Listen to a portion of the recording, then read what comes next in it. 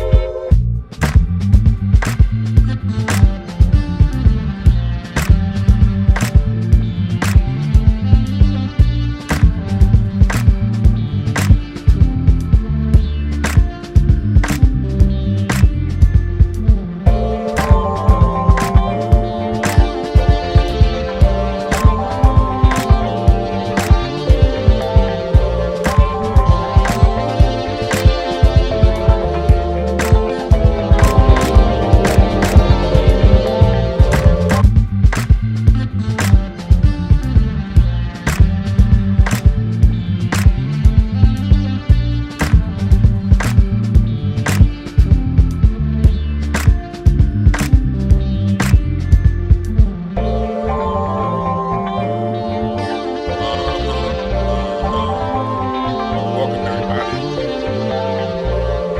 Sorry for being late, Miss Stacy. My bad.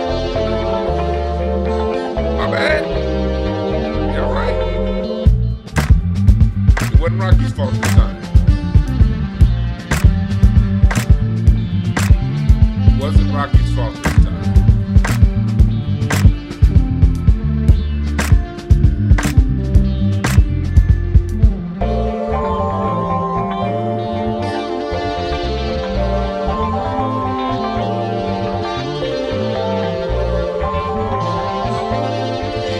Yeah, all right, we here. He hurt my feelings. When I saw this all pop off yesterday after we finished going live, my intent was to go come back live and do like a late night live with y'all, but everything got twisted. I had tickets to go see Brandy Younger last night. You know, the harpist. Her music is beautiful, and I had some VIP tickets too. Couldn't make it. Rocky got sick. And then a family member called to help me out, to help them with a medical situation. And on the way to helping that family member out to the medical situation, some Manny Pacquiao motherfucker, some dude goddamn hopped into the carpool lane on the 405 and hit my motherfucking car. I've been driving goddamn 25 years. I don't have any moving violations and never had an accident. And this motherfucker decided to hop in the motherfucking carpool lane while I'm dipping. Thank God, you know you be sensing somebody gonna do something stupid. Thank God I had a sense. I had a sense, and so I had already started slowing down. So it wasn't a big old kapow, you know? But nigga neck hurting like a motherfucker now. I was fine yesterday, but now I'm like, ugh. Oh shit. All that shit happened like in 2 hours. I went from getting ready to go see some music to ping poom pow. I had Rocky with me. Rocky was vomiting in the backseat because Rocky had acid reflux, little sensitive ass nigga. So Rocky in the backseat, his stomach is twisted. And I couldn't make it to the family member, but thank God somebody else was there. And then my shit got bang boom pow. Like, god damn. But it's okay though, you know why? Everything happens for a reason. When stuff like that happens, you don't get down and be like, man, well, I shouldn't have did this, and I shouldn't have did that. Nigga, it wasn't none of that shit in my goddamn control. So there ain't nothing to cry about. Hey, it's one of the things where shit, sit back home for a little bit, finish my goddamn book. I wrote chapter 5 the other day on Bebop. And so, yeah, I'm alright, nigga. But, yeah, man, all kind of just popped off. I'm like, god damn. And but the thing I'm mad at most, you know, because the family all right. So, you know, family all right, so that's good. You know, my car gonna be all right, you know. My car's gonna be all right. You know, I'm gonna go ahead and get it patched up, get it fixed up, make it right. You know, but I've been wanting to see Brandy Younger play that harp live for a long time. I've been into her music for like 3 years now, and I would always check to see when she's gonna be in LA. And she was finally in LA last night, and goddamn,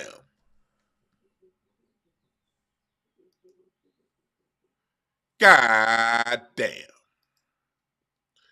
But it's all right. But thank y'all, appreciate that. He said Rocky needs a suit. You know, Rocky over here knocked out. I think he all right. Yeah. Rocky over here snoring right now, snoring like a grown ass man. That nigga snoring louder than me. All right. So anyway, yeah. So anyway, we gonna cover this now. I did watch the Stephen A. Video yesterday, um, live before all this bullshit, all these shenanigans happened yesterday, and I saw his reaction, and I watched part of LeBron with Pat McAfee. And let me just say this: the whole situation is weak. All these niggas look weird and weak. You know me, I don't like nobody in this situation. LeBron is a fraud. Stephen A. Smith is a fraud. Is a loud, angry, or play angry tether that look like Jeffrey Osborne's Muppet. If they made a Muppet of Jeffrey Osborne, it would be Stephen A. Smith. Just put some big ass eyelashes on him. You got Pat McAfee, who ain't even a basketball guy, who says all kind of outlandish things, and he's not even a basketball guy. And then you got LaQueen James crying like a hoe. He said something about me. My first mate said something, and he said something.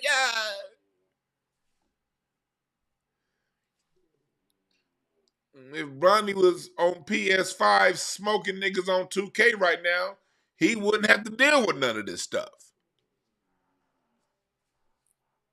And so you had that situation. No, this is not all fake.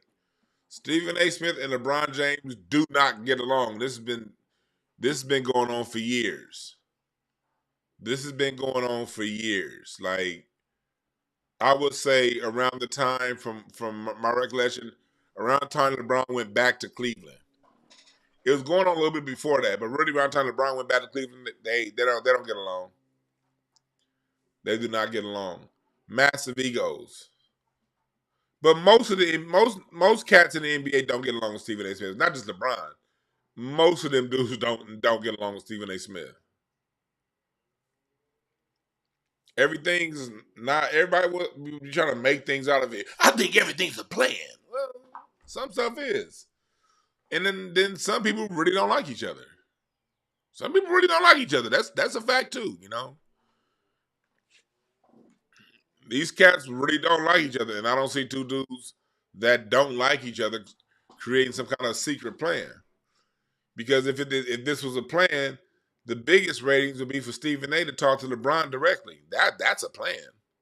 You want to see some goddamn ratings? Let these two cats on camera at the same time go live. That's a plan now. And now if everything ends up in that and these dudes do that, okay, yeah. They end up talking to each other, okay. Maybe no,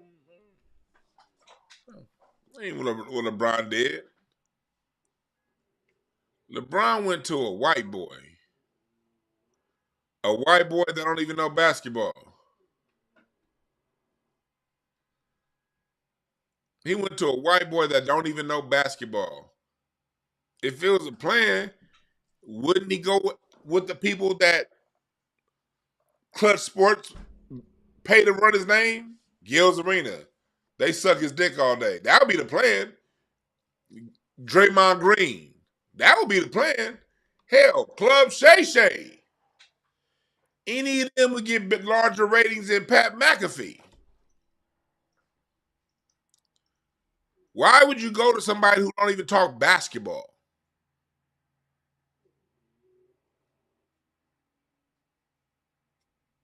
And on top of that, why am I arguing with you? I know more about. I'm way more of an insider than anybody talking to me right now. Y'all just don't know, especially back in this era. I still got people I can call, even though I don't fuck with basketball no more. Been anybody if you've been watching in my channel for any length of time, you'd have seen me talk about this whole Stephen A. LeBron dynamic years ago. This ain't my first time talking about this dynamic. I'm covering this now because I've been talking about this shit. Things that I've seen firsthand while in Cleveland.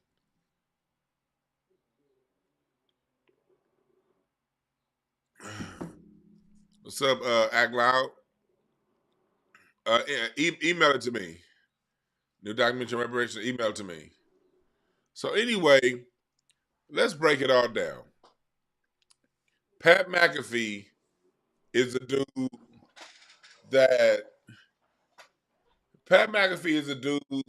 that ain't got. He don't really talk basketball, but he is a major rival of Stephen A. Smith. He is a major rival of Stephen A. Smith. So what LeBron James does is he goes to speak to Pat McAfee in Indiana while on a road trip. And he basically goes to Pat McAfee to cry about Stephen A. Smith and other people. I'm not going to bore you playing too much of the interview. I'll play some parts. But in this interview, he also said that Giannis scored 250 points against players from the 70s, which is funny because Kareem Abdul-Jabbar was the best player in the 70s, and he didn't score 250 points. That was crazy considering the 70s when Dr. J played. That was just crazy. And Pat McAfee followed up by saying, well, wasn't those the years that Bob Cousy played? No, dickhead. Bob Cousy played in the 50s and the 60s. Way different decades. So LeBron goes on these people's podcasts who don't know anything about basketball because he's not going to get any pushback. He's not going to get any pushback. He goes to Pat McAfee, says ridiculous shit like that about goddamn Giannis. Like, do you understand that you had true paint protectors back then? The centers of today to shoot 3-pointers. Jokic, the best center in the league today, is a fucking pillowcase when it comes to playing defense. Like, Giannis, yeah, he can score because today you got cats at a 6'9" playing center. That you got 6'9" power forwards playing center. He couldn't do that shit against Bob Lanier. He couldn't do that against Artis Gilmore and Kareem and those guys. What?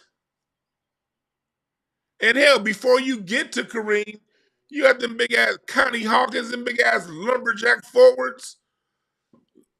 Motherfucker, hell no. You would what? Giannis can't shoot. He'd have to go to the rim. But that was the era of the paint protectors. 70s and the 80s were the best years for centers. Late 60s through the mid 80s and late 80s. That was you know.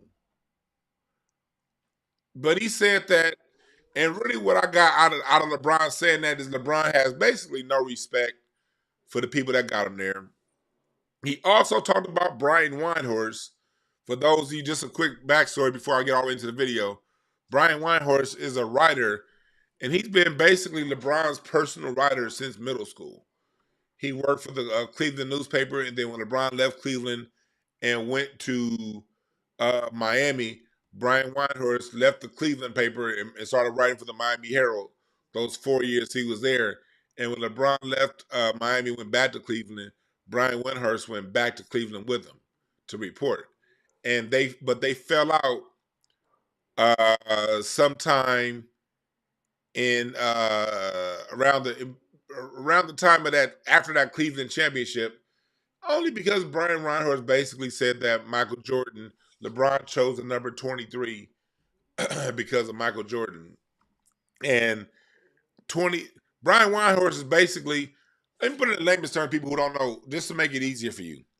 Imagine somebody, their whole job for 20 years has been, no matter what you do, write a positive story about you. no matter what you do, spin the narrative to something positive. That's who Brian Windhorst was. And he did it for a long time. It made me never like him as a writer.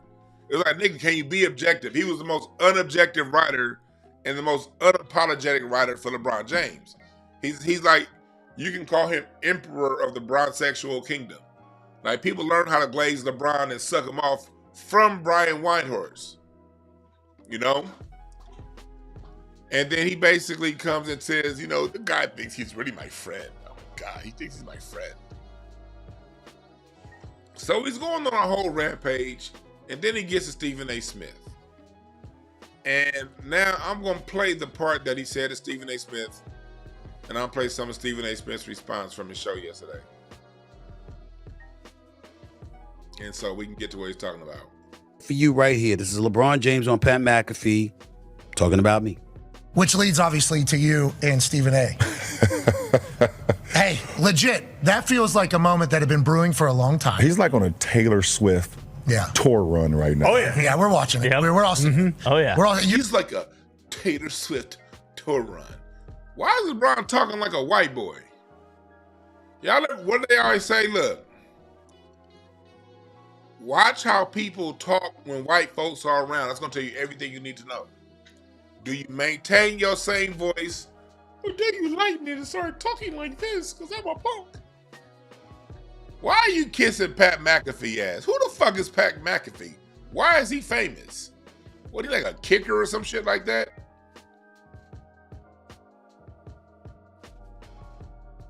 I love this shit because this is two crying, this is two crying, sensitive ass people going at it. Did I not tell y'all this is the 9 of hearts year? People who generally been on the same side of things gonna be beefing.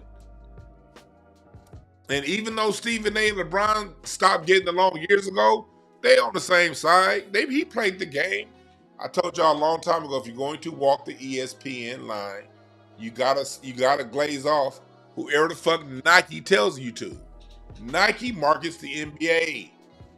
And if you Nike's number one guy, hands off.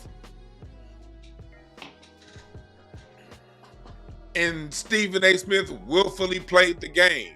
So I ain't no love lost to me. I'm glad. I hope all these niggas go at it. Ha ha. All you niggas look weak. I want all y'all to fall out. I want all y'all to fall out. Because it's been fake the whole time anyway. Get these fake ass alliances out of here. All right, so let's go.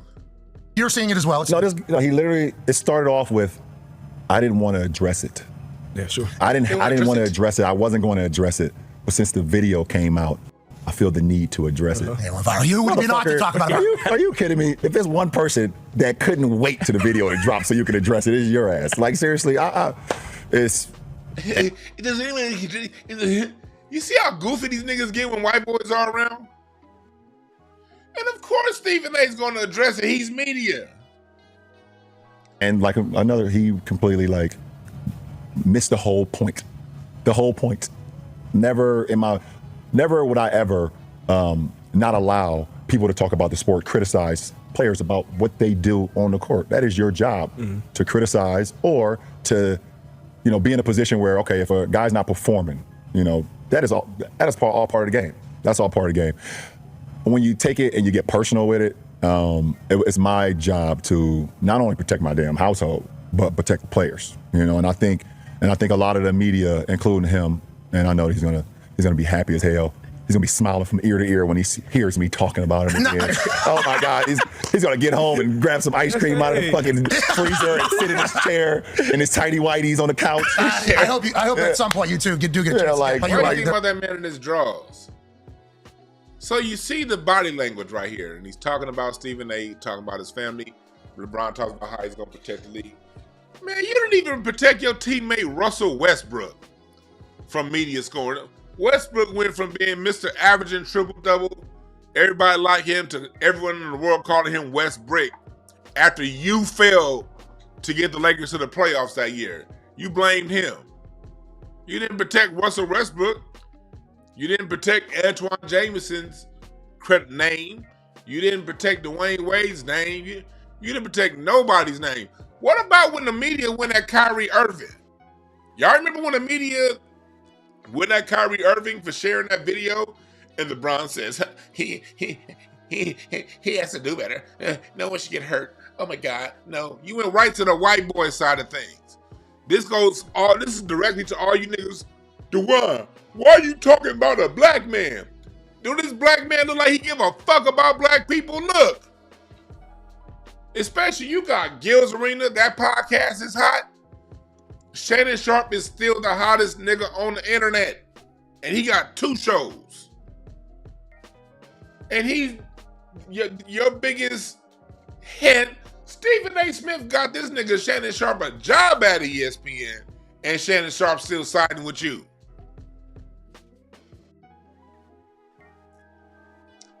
Watch how people move, not what they say. Watch how people move. Watch how people move. The reason why I'm so critical of LeBron, because I know he ain't it. I know he ain't for us. But a lot of you niggas be like, well, the black man got his black son, and we got some black nepotism and some black. No, nigga, that's a Nike move. If Nike didn't allow that shit to happen, Bronny wouldn't be doing motherfucking thing. Nike see an opportunity to sell more shoes. They're going to allow LeBron to do whatever the fuck he wants to do. You're never going to have that problem. You're never going to have that. No one's going to ever allow your lame ass. So don't be like, well, if it was my son, well, nigga, you ain't that good of a bus driver, all right? You ain't like you, nigga. You bus driver number 99 out of 103, nigga. And you talking about something? Well, if it was my son. Nigga, you can't even get your son a job fixing buses, so stop it. Don't put yourself in his shoes. LeBron is extraordinary. He's an extraordinary. And he's extraordinarily backed by white power.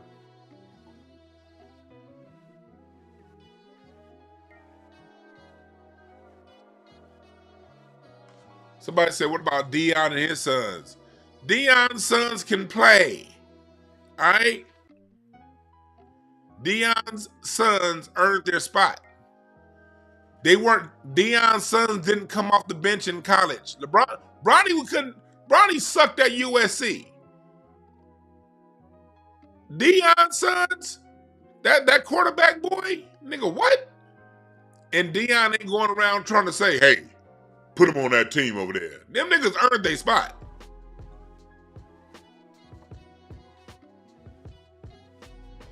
So LeBron is major. He's Nike's boy, bread and butter. And if you Nike's golden child, you get Nike literally created an award, MVP of the Olympics. That shit didn't exist the last Olympics. They just created one. And then when Steph Curry went out there and earned the MVP, because they don't win if you don't play like a monster at the end, they said, nah, you don't wear Nike, Steph Curry. You wear them ugly ass Under Armours. Nike didn't allow Jaylen Brown to get on the Olympic team. Nike controls all this shit.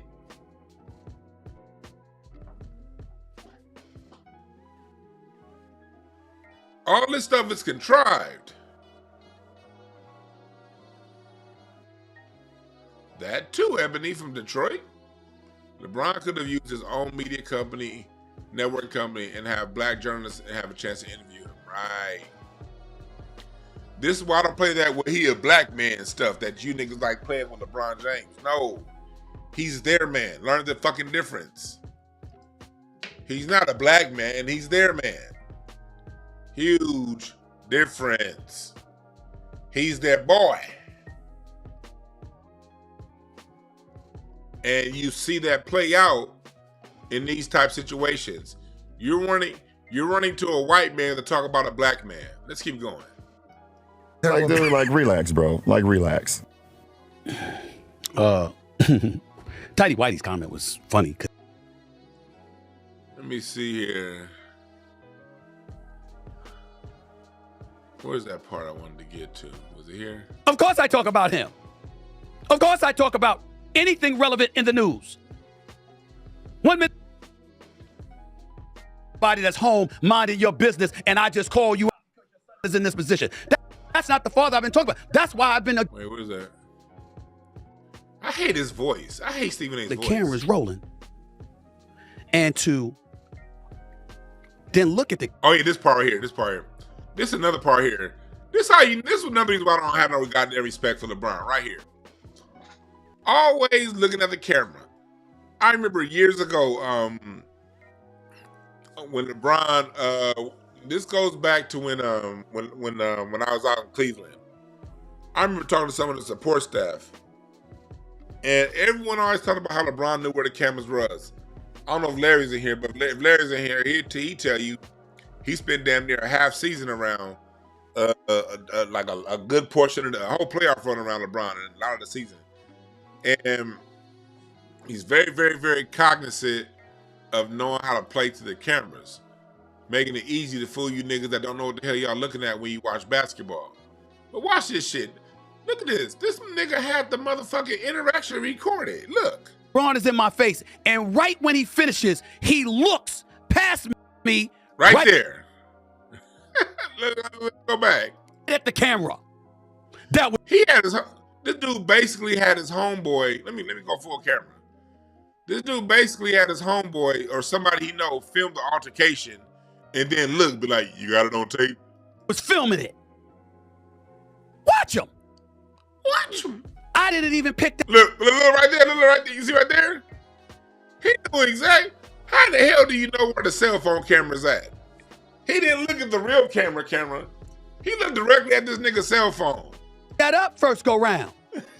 You got Markieff Morris to my right, his left. You got Scott Brooks, assistant coach, behind him. He finishes talking and looks right up to the camera. Everybody and their mother knew I was going to be there.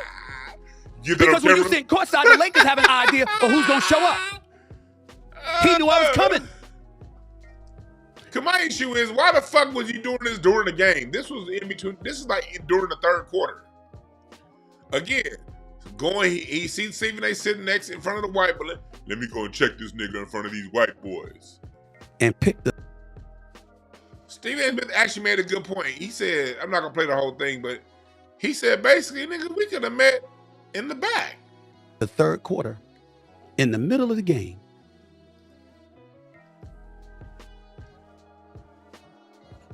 I want y'all to point something. This is also like funny right here. This is another reason I don't fuck with Stephen A. I'll make it very clear. I'm making it very clear. If anybody that's conservative and you think that, even though I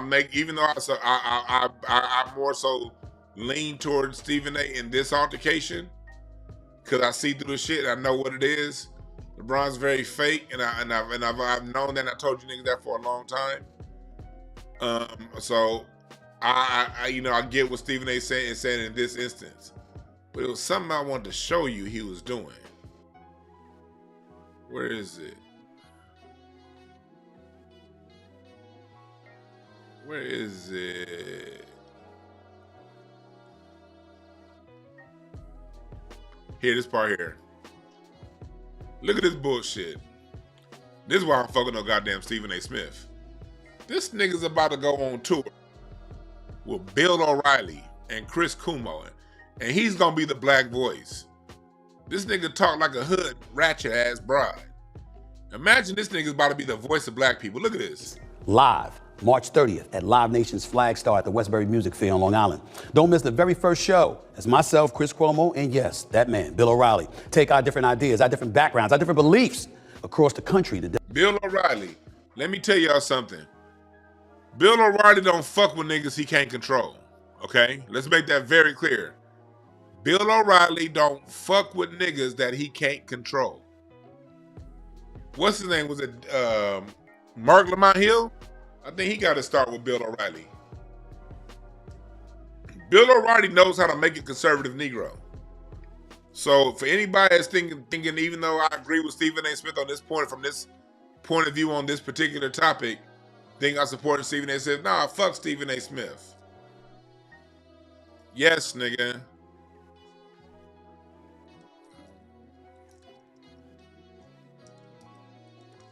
Was it Mark Lamont Hill?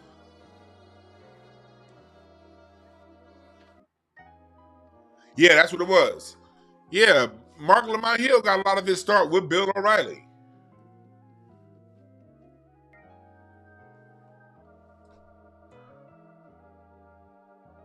And you about to have this nigga Stephen A. Smith be the voice of black people.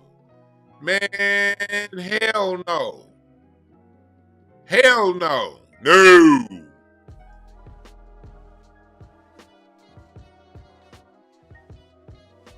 No. Remember when Chris Paul got moved and got traded to the Los Angeles Lakers, but Dan Gilbert, who had nothing to do with the deal whatsoever? I'm not gonna keep going through this interview, but you seeing it right here, the clash of coons. LeBron's a jive-ass, coon-ass nigga, and so is Stephen A. Smith. I said it. I don't care how you emo-ass niggas feel about it either. As a matter of fact, I hope your emo niggas' feelings are hurt when I say it. You don't ever run to a white dude to discuss your issues with a black man. I'll never respect that. And then to double down, this dude on the next season, now that JJ Redick is his coach, on his own personal podcast, he's bringing in Steve Nash to be the co-host. Mr. DEI Nash, DEI MVP. Steve Nash got 2 DEI MVPs, and he got that DEI coaching gig with Brooklyn when they had Kyrie, Kevin Durant, and he fumbled all that shit. Got out coached. He's about to get another DEI hire. Steve Nash is that's the most DEI motherfucker. He's one of the most DEI goddamn players of the century.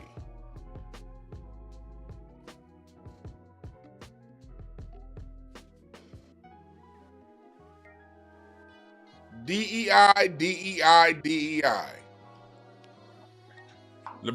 James got JJ Redick a DEI hire. He wasn't even coaching in the NBA as an assistant. LeBron has done more for mediocre white boys than probably than Bill O'Reilly. Shit, nigga. LeBron's the Bill O'Reilly of goddamn NBA. He's done more for mediocre white boys than anybody.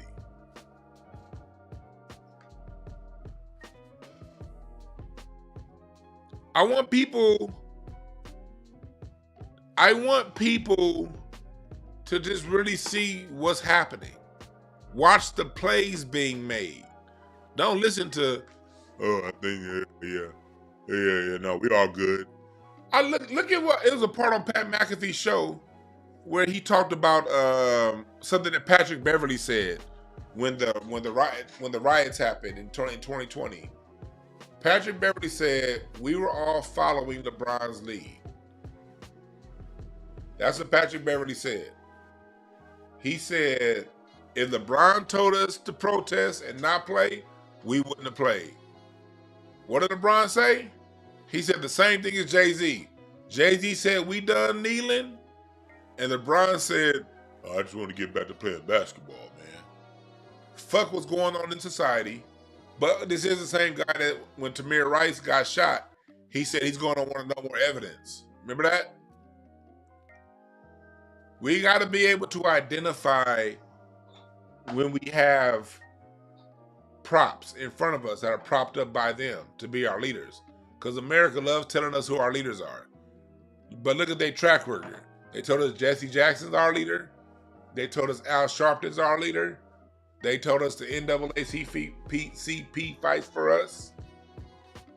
We were told to look at Jay-Z and follow what he says to do. We're all the media points at LeBron like, hey, he's the guy to pay attention to and look at. You see the common thread? You see it?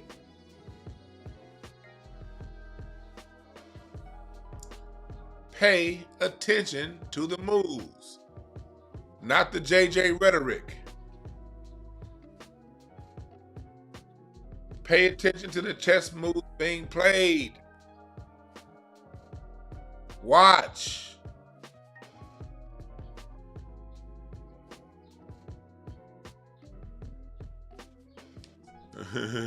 Logical Male Think came up with a great comment too.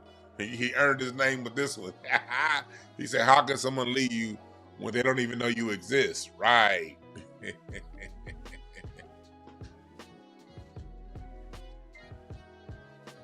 So that's what it is. Because what they do is they capitalize off of these exceptions in time. Paul Robeson was one of the greatest black leaders ever in the mid-1900s. He was a 5-star athlete, played basketball and football, and he was an actor, he was a singer, but he was down for black people. Then it's suspected they ran that MK Ultra on his ass in 1960 and basically made him a vegetable. Paul Robeson, we had Paul Robeson, you had Jim Brown, you had Kareem before 10 years ago. Last 10 years Kareem been. But before 10 years ago, you had Kareem, you had Muhammad Ali, you had Bill Russell. These people really did step up and say, well, not so much Bill Russell. Bill Russell kind of halfway, quasi. You had people who was down with being black, but man, they were the exception even back then, yo. They were the exception back then. Muhammad Ali was doing that, and then rest in peace George Foreman. He wasn't. Frazier wasn't. Holyfield wasn't. Tyson definitely wasn't. That was like one guy. Deontay Wilder tried to, but you niggas mocked him when he after one loss. Deontay Wilder tried, but niggas mocked him because he doesn't throw good punches. Deontay Wilder, yes, he has a 93% knockout percentage, but I don't like the way his punches are thrown. But did y'all see when Deontay Wilder, when all that shit happened with Tyson Fury? The reason why I got so much love and respect for Deontay Wilder and would always ride for Deontay Wilder, when he wanted his interviews, he came right to the internet. He went to 7-8 Sports. He went to, what's his name? I forgot it. I'm drawing a blank. He's got a hairpiece in his head. No disrespect, but I noticed the hair unit. He be talking out of his car. What's his name? He went to his channel. He'd be like 5-time IBF channel weight, and what's his name anyway? So Deontay Wilder went straight to black media. Errol Spence be going to black media on the internet. But for the most part, athletes ain't it. But they'll allow the exception. Yeah, Blue Blood. Thanks, the messenger. Blue Blood TV. Yeah, he went on Blue Blood.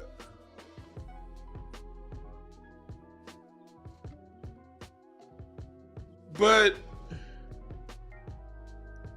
when those guys, Paul Robeson, Muhammad Ali, Jim Brown, they were the exception.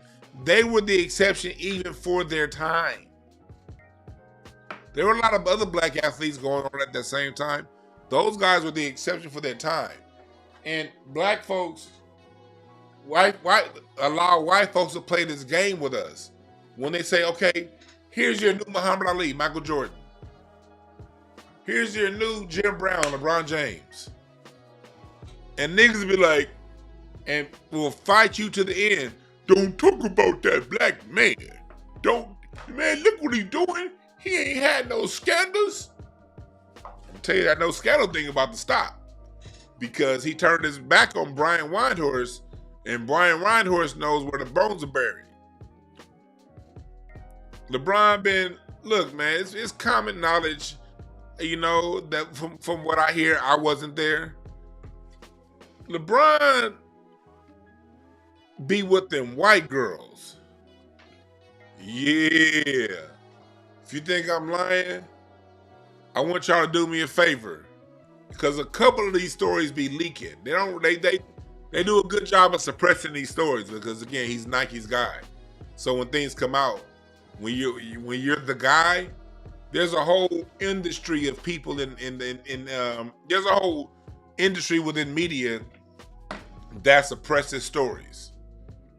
I got told this story directly from Isaiah Washington. We had a conversation years ago. He's telling me about these different people in Hollywood and in entertainment, they pay to suppress stories. And depending on how high you are up the ranking, Depends on, to the level that stories get suppressed. But look up this name if you think I'm bullshitting. Heidi Hobeck. Look up that name.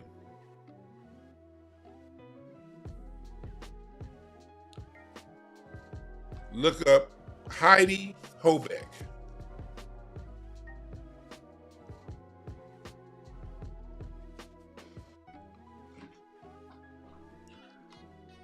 And that's just one of the stories that they suppressed. It was a white woman named Heidi Hobeck.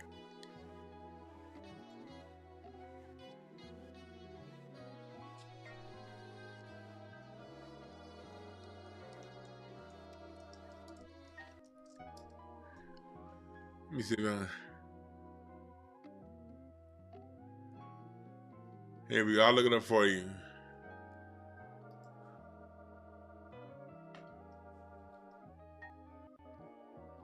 They suppressed this stuff. Oh, they took the video down. Look. Hi.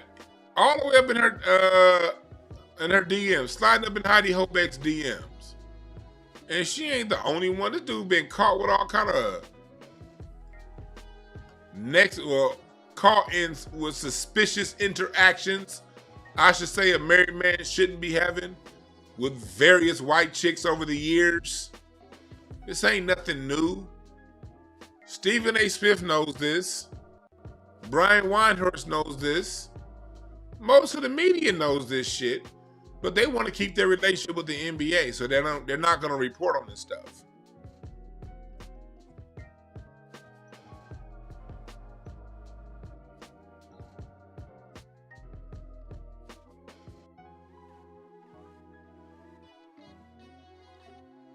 Heidi Hobeck. Yeah.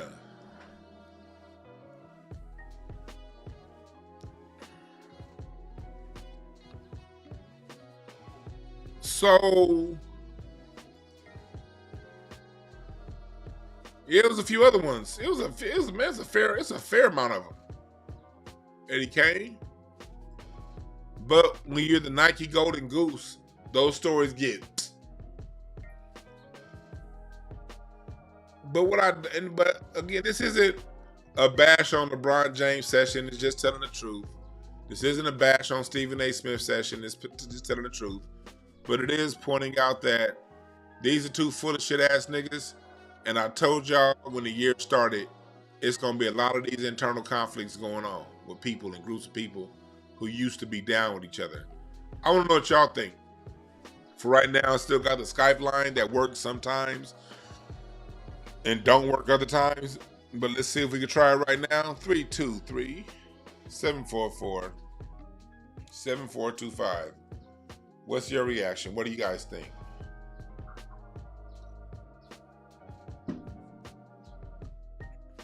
Yeah, Cheryl Sonny talked about him and them roids.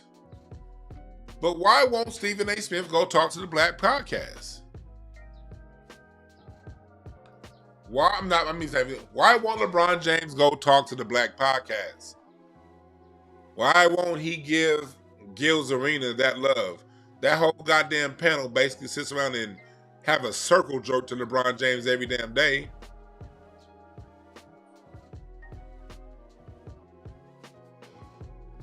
Why don't he go and sit down? Well, Grandma used to say, "Sat down." He just sat down. Why don't he go and sit down with Draymond Green? And Draymond Green flosses his teeth to LeBron James's Johnson. You not gonna go sit down with none of these brothers? Yeah, but Sean McCann don't really fuck with him like that. What's up, Great Back Chart? Yeah, no, these are questions because you know what made, because again, and this is not a lot to ask. Let's go back to Arsenio. I'm always like, we always got to go back and use history for the times that we got it wrong, but also the times that we got it right. How did Arsenio Hall become the greatest late night show of all time?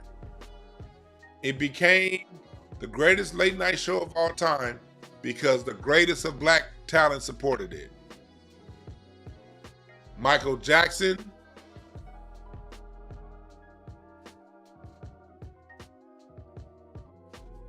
I pinned the wrong message. I'm over here because I'm supposed to be doing I pinned the wrong goddamn message. I'm looking at my chat. I pinned the wrong message. Let's pin this. Because y'all need to be going to Intellectual Power to get your 10% off. Intellectual Power. Product code D Brown. This shit here make your mind sharp. My bad, caller, call back. This shit here makes your mind sharp. There's also an event May 3rd in Compton. Rizza's hosting a reproductive health event. It's good for the ladies and for those interested in having children, and just really overall about the reproductive cycle and how to protect yourself and help yourself. That event is free, and you can get the link in the description. You also the peace pads and intellectual power. This keeps your mind sharp. Caller, go ahead and give us a call back. I told you I'm having phone problems. Yeah. There we go. What's up? What's your name? Where you calling from? Good brother DeWine, what's happening, man? It's Ivor, man. How you feeling? Hey, what up, my brother? What's on your mind? Oh man, this is the hot topic, man. I gotta chime in on this. Yeah. I'm glad the walls is finally caving down, man, so we can have some real conversations, man. Right. You know, you say that because we haven't had a real basketball conversation, and I can't tell you when, because it's been really easily since Disney bought ESPN, and a little bit before that probably. Well, yeah, and it's just like with everything else, man. They take you away from what we know to love. So we don't focus on the game no more. Everything is all about narrative. It's all about the off the court stuff, and it's tiresome, man. And it started really with him. You know, they invested a lot of money into creating this character. And instead of them allowing him to organically exist, they want to suppress all of the negative and just make him out to be something that he's not. And where I feel he dropped the ball is by having Clutch Sports buying media to where everything's got to be positive, or he'll sell out his friends, he'll do that passive aggressive stuff that he does, and then it just makes him look even worse. Mm-hmm. You don't want people to really, because eventually you're going to retire. Yeah. When you retire, your monetary gain from having you around is not going to be there. So then that's when the truth is going to come out about you. So he didn't set himself up well for this. Your son won't have the value that he does right now, and it's just going to be a bad look. Period. Yeah.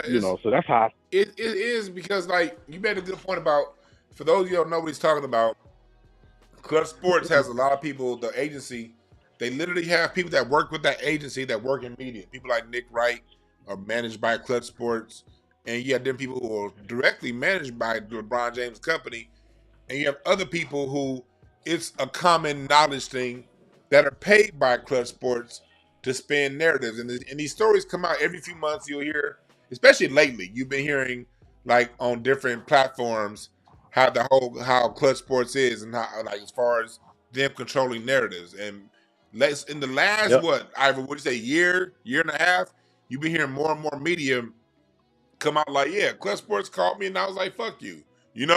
So the cat sort of things are being revealed right now. People are starting to see what's been going on for 15, 20 years now.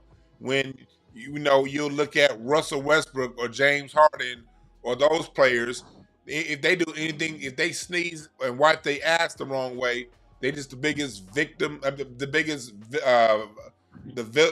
are the victim of the most media scorn and yellow journalism that there is. LeBron goes up and passes the ball, and acts like a weenie, bites his nails, get beat on defense, don't play defense, scared to pass, scared to catch, scared to go to the line, passes it off. Yeah. The teammate do all the goddamn work. He get a highlight dunk, get all the goddamn credit. That's how it's been for 20 years. And people are finally starting to see that. Yeah, and you know what worked for him in the beginning, which is social media, to elevate him, is what's going to tear him down in the end. Because the more he talks, the more he exposes himself as well. Yeah, that's true. That interview he did yesterday was horrible. They did nothing to solidify or to elevate him. What it did is really expose him and how fragile and how much of a liar he really is. You know what I'm saying? Yeah. Because he says, okay, he's upset about how this current era is looked at. But then you go and say, well, man, Giannis played in the 70s. He'd have scored 250 points. If Wilt didn't score 250 points, what the hell make you think Giannis was going to do it? Wilt, Kareem, Dr. J. I mean, these was bucket. Hell, Pistol Pete. Man, listen. George Gervin, Dr. J, Rick Barry, we could go on and on. But what you're doing is you want to belittle somebody to elevate yourself. Right. And people see right through that. You know, you belittle Darvin Ham, a so-called brother, black man, and then you give JJ Redick, your podcast partner, a job with the team because you know you can control him. And back to your question of what you said, why he don't go on black media, he feel like he better than them. I don't gotta go there. I go to the white boys. I don't gotta go to y'all. Yeah, y'all my buddies. It's a contingency. You know, I can use y'all to keep the black people at bay because most black people is all, you know, he black, we're gonna support him. But see, he go to the white folks when he want to elevate himself, and then that shows his separation that he really is better than Draymond Green or a Shannon Sharp. You know, but that's what they get for riding his nuts so much. But did I you know not say a long time ago that LeBron James and Drake are the same person? Yes, sir. Drake and LeBron are the same thing. You see how Drake is? Drake don't go talk to academics. Drake don't talk directly to Rory Malco on this podcast. No. He go to Aiden Ross. He elevated false, put mediocre, but pushed to the top. And when you're pushed to the top, you can make numbers say anything. LeBron played like. Exactly. Let me give you an example for people who are casually watching. I'm a former basketball coach. The Lakers, and this happens all the time. The game is a 6-point game. Back and forth is tight. It's highly competitive. Defenses are playing. Lakers up 6. Lakers down 6. You know what I mean? And LeBron fades. When it gets real competitive, he fades. Then the other team goes on a 10, 15-0 run. They go up by 20 points. LeBron will go sit his ass on the bench.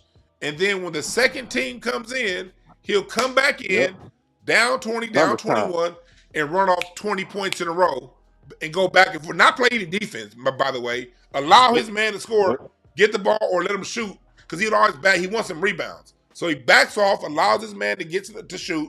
Hopefully he misses so he can get the rebound, pushes the backcourt, and he's supremely talented.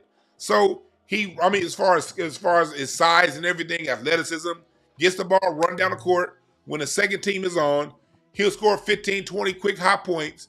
Now the stats at the end of the game, they're going to show LeBron had 32, 12, and 9.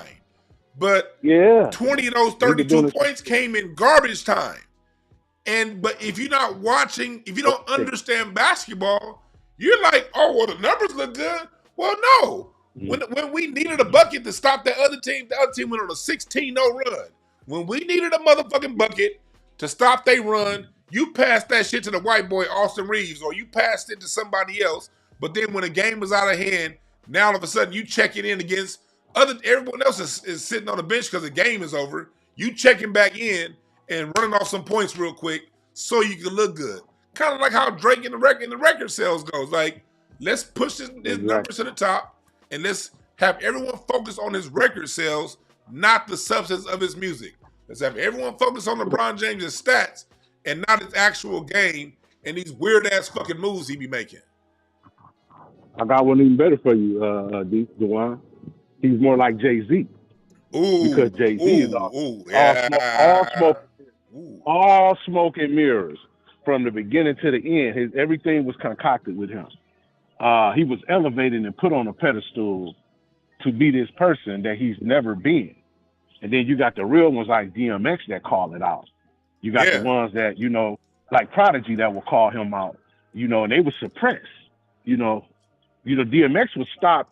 They stopped promoting DMX because he had 5 #1 albums in a row. Yep. And his was all organic. It wasn't no frills about what he did. Jay-Z was never the best. Never. He never had an era. He never was just concrete the best. Just like LeBron has never really been the best. Yeah, when it came time for LeBron's era, Steph Curry came out and whooped his ass 3 times. Steph Curry came. Thank you.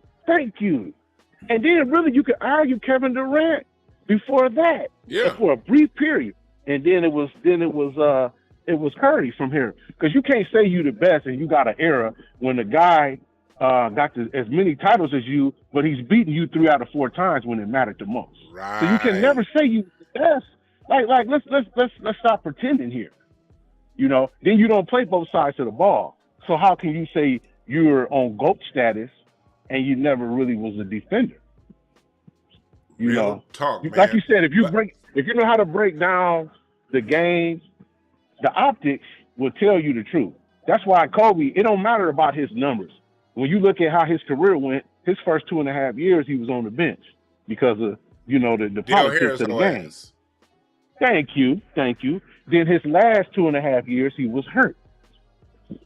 So we lost out on 5 years of Kobe putting up numbers. If we want to go by the numbers. And playing with Shaq and playing with Phil Jackson made him minimize his numbers because you got to get everybody involved. But I got somebody that's running their mouth in the chat, so I want them to call in. I'm on the phone line. Blair, call in. Thanks for getting us a call, dog. Always, bro. Yes, sir. Call in, Blair. I want no one calling in. I'm only going to answer one area code. He says, you have bad arguments, Feud. Call in. 323-744-74425. If my arguments are bad, I want to hear your good argument. I'm not always right. Play as fuck up. But make sure y'all hit the like button. Hit the like button. We got 327 up in here. Hit the like button, please. And if my arguments are bad, correct me. Call in 323-744-7425. Don't play stupid. What's the premise of the debate? Nigga, you said my arguments are bad. You said I don't know what I'm talking about. You obviously know what you're talking about, so call in. If I'm wrong, then you must be right. Give me your point. I'll let you speak. I will let you speak. The premise of the debate. You know exactly what the goddamn premise of the debate is. Don't play stupid now, goddammit. Call in. I'm giving you a chance to voice your displeasure. Instead of writing in the chat, call in. You didn't say your point of view. You said mine is wrong. So if mine is wrong, what's right? That's a simple question. Thanks for the Cash App, Great Black Shark. Much appreciated, brother. If y'all want to hit the Cash App, $Dewan B1. $Dewan B1. Appreciate that, DJ Lundy.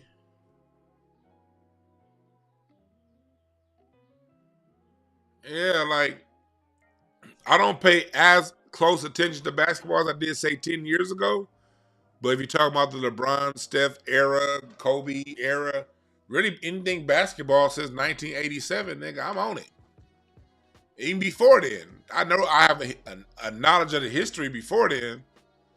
But as far as like firsthand knowledge, watching myself, 1987 and on, baby. Me and my dad watched all them Laker games, and I got NBA League Pass the year it came out. So I've seen most of LeBron's career, Kevin Durant's career through NBA League Pass. James Harden. I was a basketball junkie up until about 2018, 17. I was a basketball junkie. Yeah, just, I reprioritize where I spend my attention. So, but hit the like button, y'all. I guess that dude's not gonna call in. I guess I just got a whole bunch of bad takes, but he don't want to give me his. But that's typical of a bronsexual, y'all. Bronsexuals like to come in and let's expand this conversation. It's the bronsexual, the Jordan the Jordan nut glazer, the Drake guys. These are all, a lot of times, the same people. You're hating if you don't agree with me. The Jay-Z guys, the people who still think Barack Obama was a good choice. These are like generic niggas.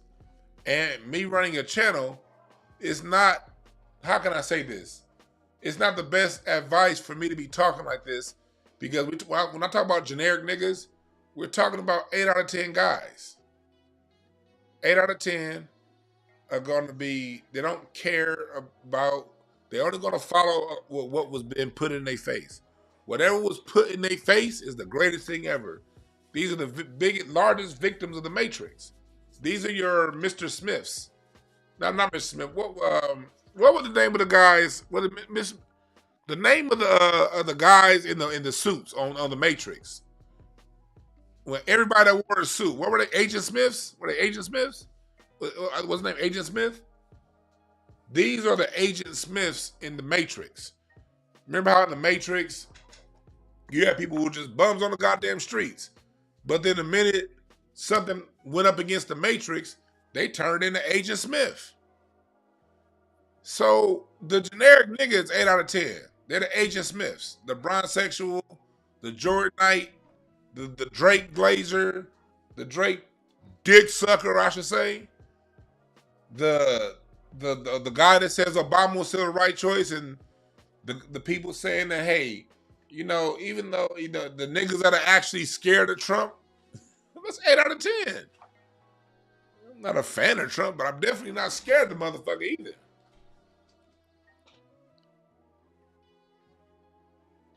So this isn't the best advice for me to be talking like this on my channel.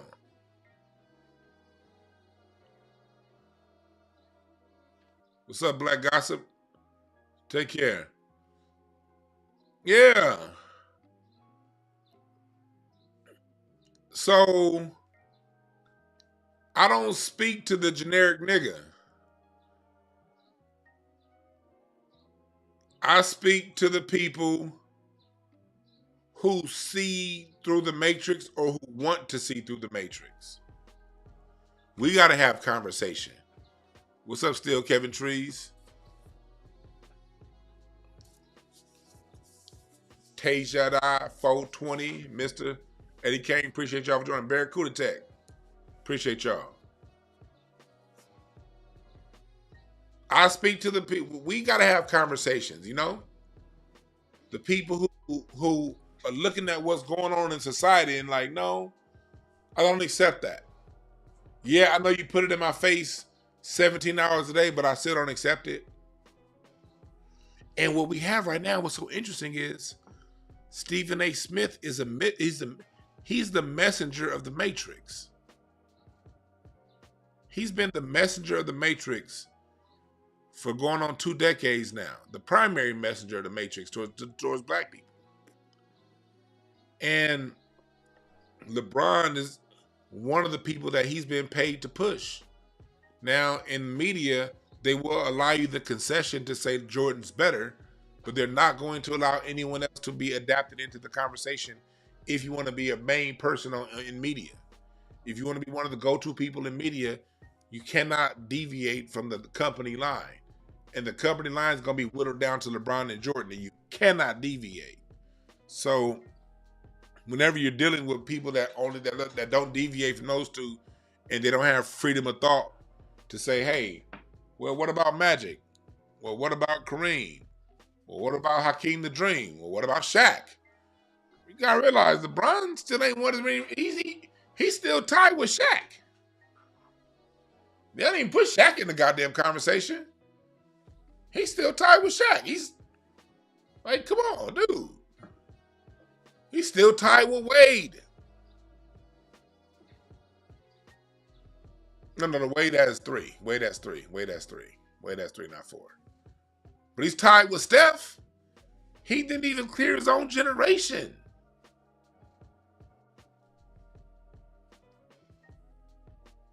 He ain't cleared Duncan, right? Duncan won 5.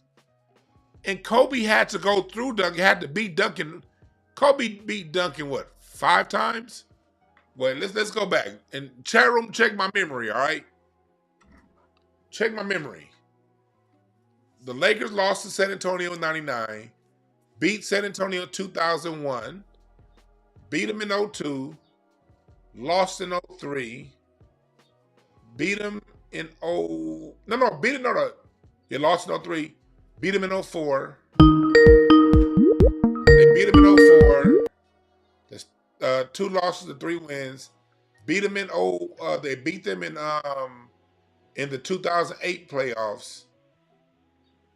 And I think they beat them in 09 too. But the Lakers, they beat them in 07, 09, or 10. So Kobe beat Duncan 5 times. Kobe Bryant beat a 5-time champion 5 times. Do you guys understand that Tim Duncan could easily have 10 championships if it were not for Kobe? Do you understand that Kobe could easily have 8 championships if Duncan wasn't in this fucking way? What's up, caller? What's his name? Where you calling from? Yeah, this is Blair. What's up? Blair. So talk to me. What's wrong with my argument? No, I just clicked in and heard you saying that I guess LeBron scores all his points in the fourth quarter when the bench gets him back in the game or something like that. I didn't say all his points, no. Well, that's why I say he scores a lot of. I say he scores a lot of points in garbage time, and that's just a fact. He does.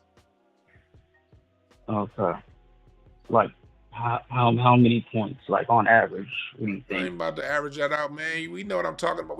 You got to know basketball if you're gonna call it and say I don't know what I'm talking about. If you know basketball, you know exactly what I'm talking about. Let's not. We ain't about to play that game, brother. You challenge my basketball knowledge, yeah. I gotta know what you know now. If you know basketball, you know exactly what I'm talking about. Well, no, I just don't agree. I know basketball, I just don't agree with your point. But so, let me ask you a question. What's your point of view then? What do you have? Well, I just want to ask you a quick question. Well, no, give me a point of view because I want to hear your point of view. On what in particular? You said my point of view is messed up on LeBron, so what's yours?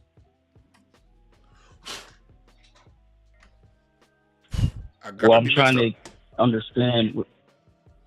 So where do you have him ranked all time? That doesn't matter. Let's talk basketball. That rank talk is people who don't know basketball. You said I don't know what I'm talking about. I know basketball. Let's talk basketball. Let's talk about game. Let's talk about when, since you don't want to go there, let me introduce the topic then.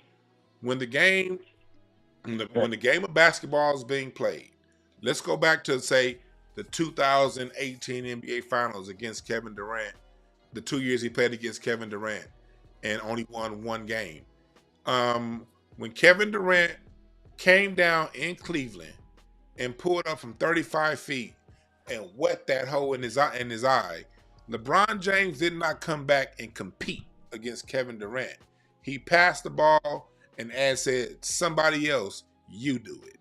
That's my issue with LeBron James. He doesn't compete. He's not a competitor. He's a stat getter. But when it comes down to let's play ball, damn these stats, me and you, let's go, he shrivels. The same way he did against Dallas, same way he did against Boston, same way he did against Orlando. The same way he almost did against Denver if in the bubble had what's his name, Anthony Davis, not knocked down that game winner in game 1. He was ready to crumble. So that's my point of view on LeBron. Let's talk basketball. What about his game? Do you say counteracts that or transcend, makes it okay for him to not be a competitor? Yeah, it just doesn't make sense to say that he's not a competitor when he's made 10 finals. And how did he make that finals? He made that finals in the weekend East by teaming with the other 2 best players in the East. Chris Bosh was a starter in the All-Star game on the East. Dwayne Wade was a starter in the All-Star game on the East. He teamed with the other 2 best players in the East. They all got together on the same team. So, of course, you're going to make the finals. You should. And Steph Curry did, right? No, that's not what Steph Curry did. No, Steph Curry's team was drafted. And he made 2 of them finals without.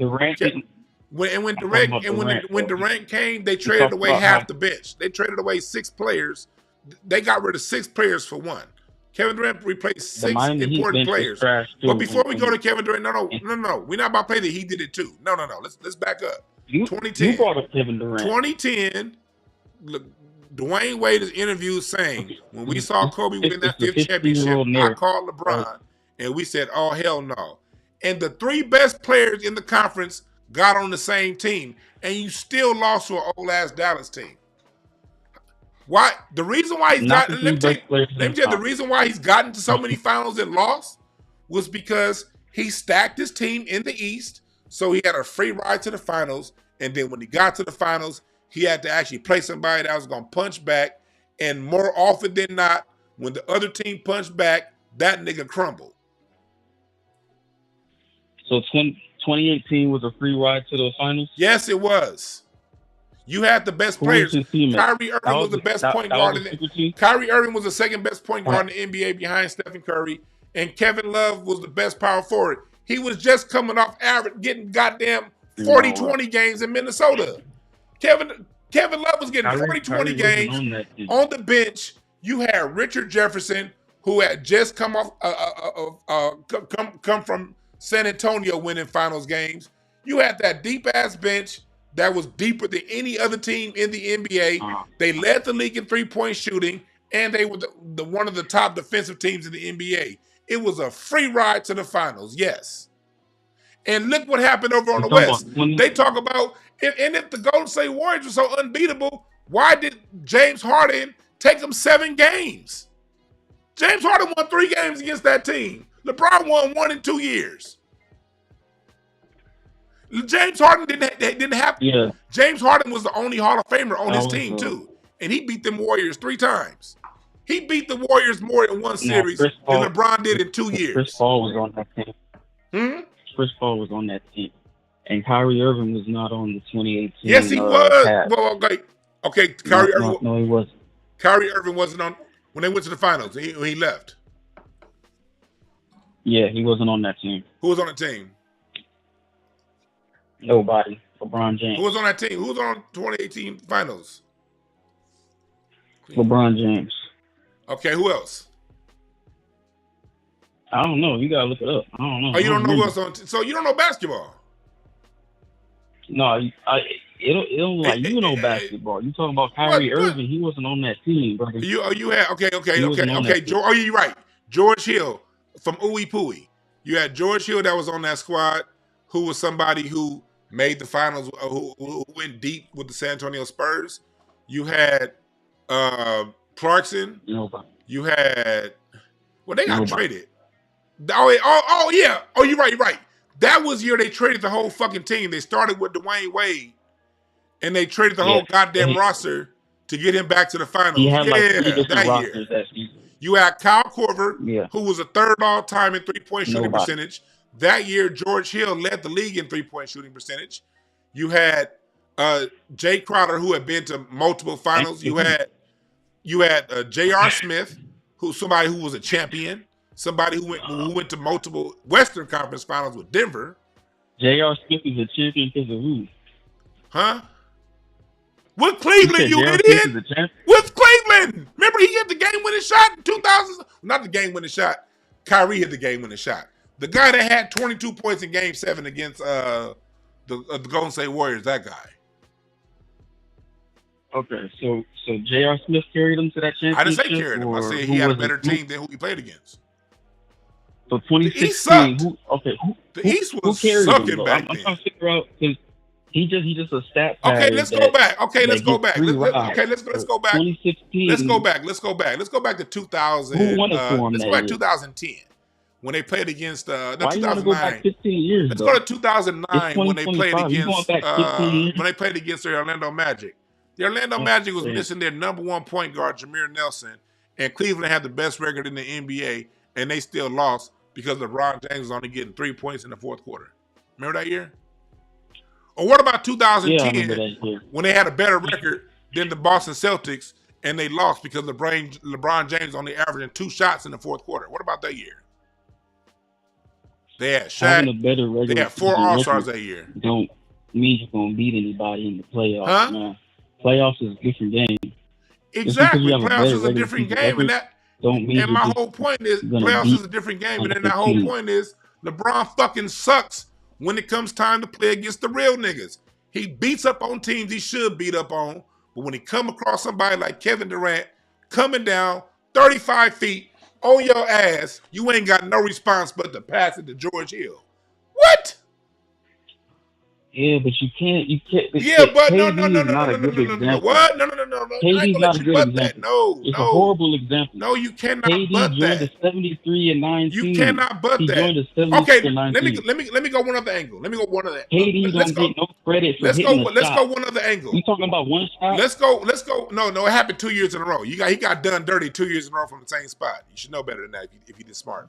But let's go another angle. What did he average? Hold on. Let's go another angle. What did he average in those series? No. 17 to 18. Look, you don't understand. You don't understand stats enough to talk about averages. All right.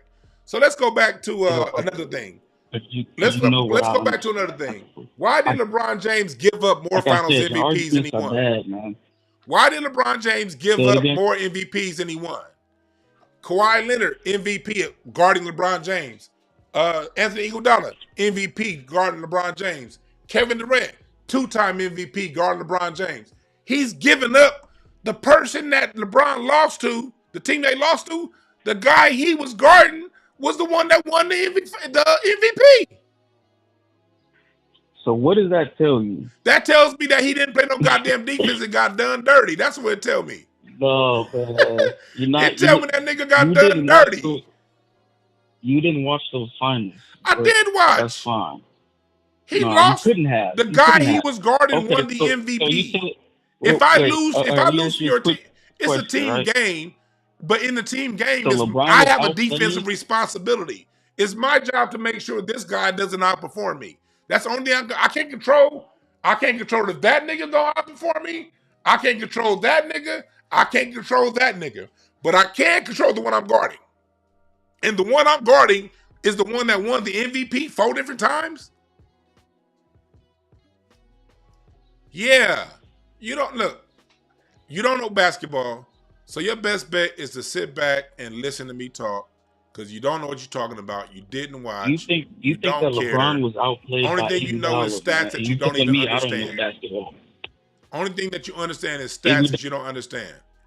And Kevin Durant put his foot all up in LeBron James's ass when James Harden won more games against LeBron, right? Against Kevin Durant in one series than LeBron did in 2. LeBron? Hey, chat room, are we good? Yeah. Like I said, your argument's bad. Yeah. Brother, just sit back and listen to a real nigga talk and just take notes. But have a good one. You see, but do you guys see what happens when the people who have an issue? I just want to take that one call. To show y'all how to break down a bronsexual.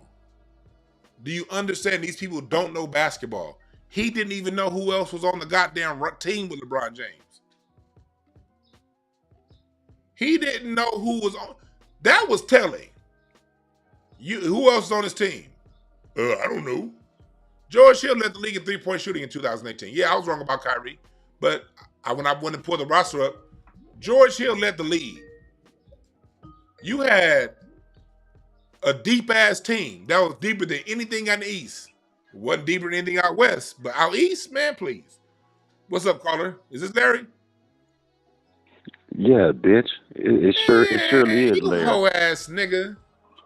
Hey, hey, boy. I don't know who that last brother was, but man, don't you ever fucking call that goddamn 337447425 ever again in your life, nigga. Stuttering and felt like that nigga sounded like he had all S on there was a report card and he was giving it to his father. He sounded weak than a bitch, dog. Hey, but I have one issue with something you said to that brother. What? When you told him to hang up and listen to a real nigga talk about basketball, dog, who the fuck were you talking about? Who did you want him to listen to? I was talking about me, nigga, because I'll beat your ass if you got something to say about it. That's okay. why.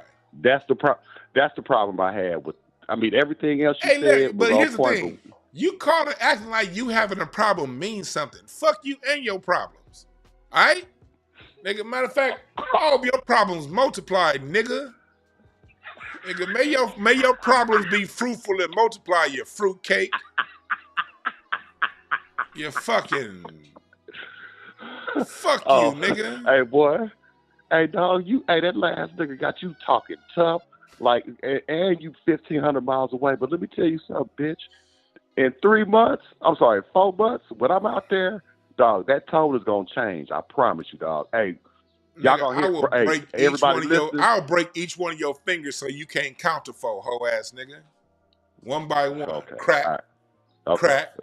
Crack. Crack.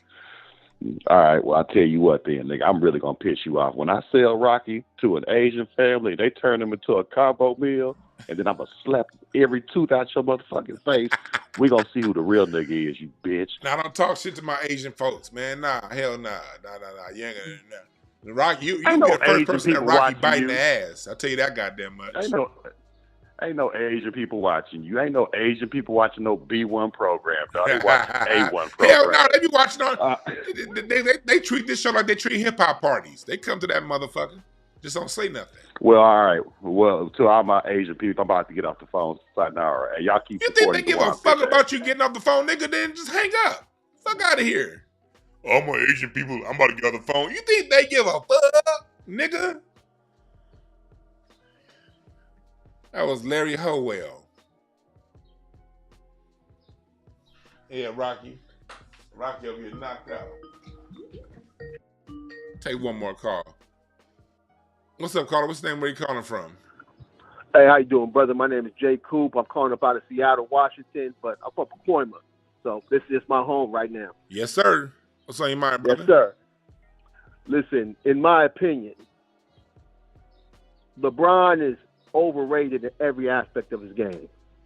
There's not one great thing that anybody could point out about his game like you can point out about a Magic Johnson or a Jordan or a Kobe or an Olajuwon, Tim Duncan, so on and so forth. Mm-hmm. Now, if I'm wrong, I'm asking you now at this point, is there something great about his game that you see? Because clearly you understand the game. I'll tell you two things. One of them is his durability. His durability is great. And the other thing is he's great like in the same way Shaq was great. Shaq was just such a physical specimen. Like, there's nothing you can do because you almost gotta foul him. And LeBron James is like Karl Malone with dribbles. So he is so fast and so strong. So his game, the parts about his game that stand out are the natural God-given gifts, the speed and the strength and the athleticism. But as far as technically, like as far as Kobe, footwork. Duncan, Kobe, you talk about their footwork. You talk Right. about Jordan, you talk about his mid-range shot. You know what I mean? You talk about Kevin Durant, you talk about his ability to score at the mid-range, Carmelo Anthony. You see that Carmelo Anthony in the post, he was a bruiser. There are parts of everyone else's game that you can say, oh, this part of their game, nobody can touch. LeBron ain't got that. And that's what you're looking for. You're like, okay, what part of his game makes him, there's nothing in this game that does that. What does do it is the physical ability And, you know, basically, when we look at most of his points, it's because of that physical ability, along with the NBA calling fouls much softer for him. He just go to the line to get fouled and then get most of his points on the free throw line. You know? Okay, beautiful. Beautiful breakdown, brother. I appreciate it. I won't keep you. Thank you for accepting the call, because I know other people want to chime in. Yes, sir. Have a good one. All right.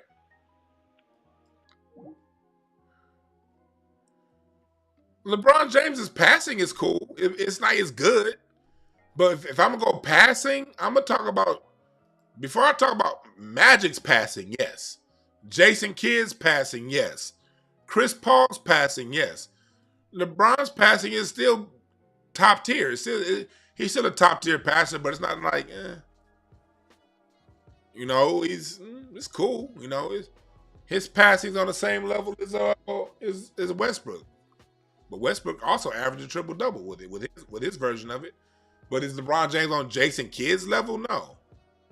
Is he on Chris Paul's level? No. Is he on Magic's level? No. When it comes to passing, no. You know, like, he has no identifiable post moves. No footwork. His footwork is atrocious. You know, but, you know, he's very fast. And on top of being fast, he gets run off a lot of screens. If you notice, when it comes to players, when people talk about the scariest people to guard, people got stories about guarding Carmelo Anthony. I remember, like, one time Kobe said, guarding Carmelo, you needed to take an ice bath after guarding Carmelo because he was a bruiser. That nigga was a powerful-ass bruiser that would elbow you, push you. Carmelo Anthony literally beats you up. And that nigga used to drop 50 points from the mid-range without shooting 1-3. Carmelo Anthony was a flat-out bruiser and with footwork that was strong, you know? You know, Kevin Durant, when it comes, he can score on multiple, at all three levels, and he's 7 feet tall, but he's like, Kevin Durant is like having a center that plays shooting guard. Like, dude.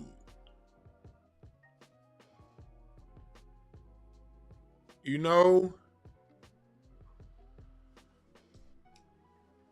225, everyone works with it. Yeah, LeBron worked with Hakeem for one summer. I guess he saw everybody else doing it.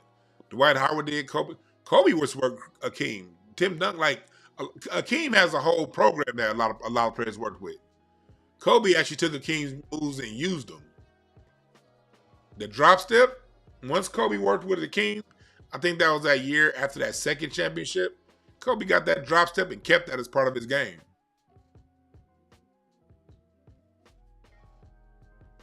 Hell yeah, it was wrong with how they blackballed Melo of the NBA. Because Melo's a true black one. Melo's the reason why the G League players started getting paid more. Melo's the reason why a lot of the WNBA got a sweeter deal. Melo stood for the developmental league, and he stood for the women's basketball. And he basically, the way D'Antoni did, Melo could still be playing now.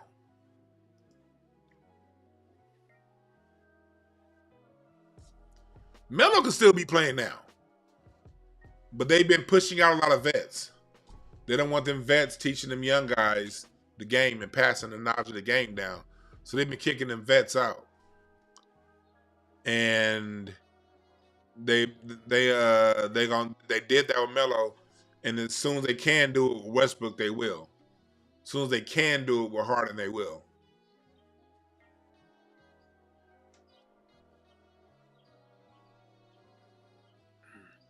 But yeah, that's what this is talking about. Look, we here at this channel, we see through the matrix. We see through the matrix. We don't just take what's given to us as our leaders, as who to follow, and just blind. We watch the chess moves that are at play. And LeBron, you look at his chess moves always move towards some white person when it comes to talking and giving important interviews. His chess moves are paying black people and paying a lot of people to do club sports to basically jerk them off in the media all day. And when it's time to be performative black, he's performative black. But when it comes time to stand for black, 2020, when it was time to really stand up for justice and people were getting on code, he said, let's play basketball. I always remember that about LeBron James. What Patrick Beverly said. Patrick Beverly said, LeBron, we would have done whatever LeBron said to do. And LeBron didn't stand with black people. He stood with his paymasters. And going back to what I said earlier about Arsenio Hall, the greatest acts of the time went to Arsenio. That's what made Arsenio great. Michael Jackson, Mike Tyson, Michael Jordan, Eddie Murphy, they all sat on Arsenio's couch. And that's what made Arsenio great. What put Shannon Sharp, Club Shay Shay to the top was Cat Williams sitting on his couch. It's always us teaming with us that push us to the top.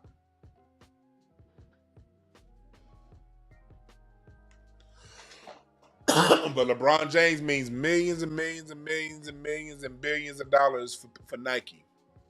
So as long as he means billions of dollars for Nike, he's going to be the person that's put out front when it comes to the NBA. Just like Jordan. Disconnect from the bullshit. Still watch sports, have a good time. But don't buy into the bullshit. Don't believe the hype. Yo, if your favorite player is fucking Kenny Anderson, then goddamn it, that's who your favorite player is, nigga. Your favorite player is Trae Young, and you think Trae Young's the baddest motherfucker in the league, then that's who it is. You don't let these people guide you and, you got to be between Giannis, Luka, LeBron, and it's only going to be those three. Oh, and Joker, where the fuck his name is. They try to tell you that light-skinned Tatum is the best player on the goddamn Celtics when Jaylen Brown be the one that brings home the bacon. Fuck them. Pay attention for yourself. Have a good time. Watch the strategy of sports. Have a good time watching it, but don't believe the hype. Don't believe the hype. All right. Thank y'all again for listening. Remember, there are no perfect messengers. Only perfect messages for those wanting to pick up the game. Thank y'all again for listening. We out.